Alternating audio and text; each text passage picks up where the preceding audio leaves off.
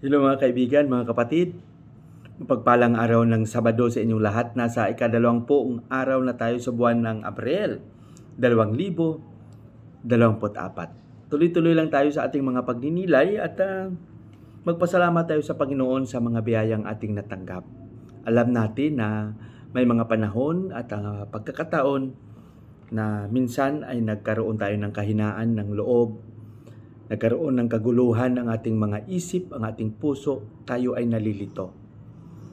Pero salamat sa Diyos na sa likod ng mga karanasang ito, narito pa rin tayo, patuloy na tumatahas sa hamon ng buhay. Pagsikapan natin palagi na maging mabunga ang ating mga pagninilay araw-araw. Pakinggan na muli natin kung ano ang mensahe ng ating Ebanghelyo sa araw na ito. At ang ating Ebanghelyo ay babahagi sa atin ni San Juan, Kapitulo 6, versikulo 60 hanggang 69. Dito, isinalaysay sa ating Ebanghelyo na nagkaroon ng kaguluhan din sa isip ng mga tao yung katuruan ni Jesus. At hindi nila ito maunawaan. Lalong-lalo na yung mga sinasabi ni Jesus na ako ang buhay, ang tinapay, ang sinumang kumain ng aking laman at uminom ng aking dugo ay magkaroon ng buhay na walang hanggan. Hindi ito mainawaan ng iilan o posible ng marami.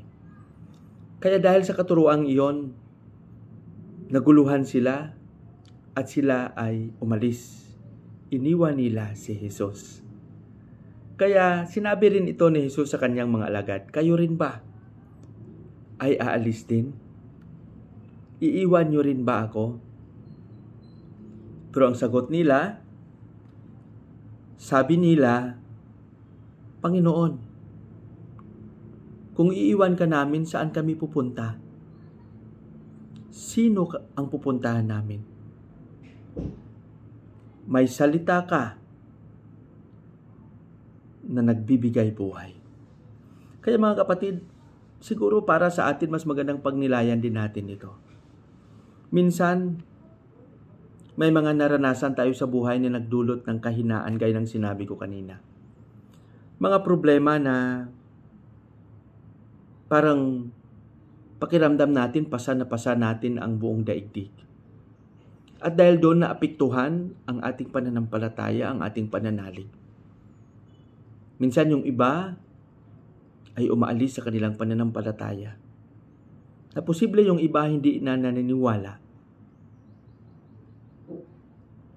Posible yung iba ay nanghihina at wala ng patutunguhan. Di nila alam kung saan sila pupunta. Pero sinabi dito ng isang alagad, ng kanyang mga alagad, kung aalis kami, sino ang aming pupuntahan? Dahil alam namin na ikaw lang ang nagbibigay ng salita na nakapagdulot ng kaligayahan sa amin. Siguro sa ating mga kahinaan, mga kapatid, mas magandang tanungin din natin ang ating mga sarili. Iiwan mo rin ba si Jesus? Aalis ka rin ba sa kanyang simbahan? Sino ang ating maging sandigan? Mas magandang itanong natin ito sa ating sarili. At patuloy tayong magsikap na maunawaan ang kanyang katuruan. Patuloy tayong magsikap na maisabuhay ang kanyang katuruan. Patuloy tayo na magsikap na gumawa ng kabutihan at maipahayag ito. Pagpalain nawa tayo ng Panginoon, Father Bob, isang paring Karmelita. Sa ating panalangin, Panginoong Hesus, ikaw ang aking sandigan, ikaw ang aking buhay, ikaw ang aking lakas. Turuan mo akong maging tapat palagi sa iyo na kahit anong mangyari ay hindi kita iiwan. Amen.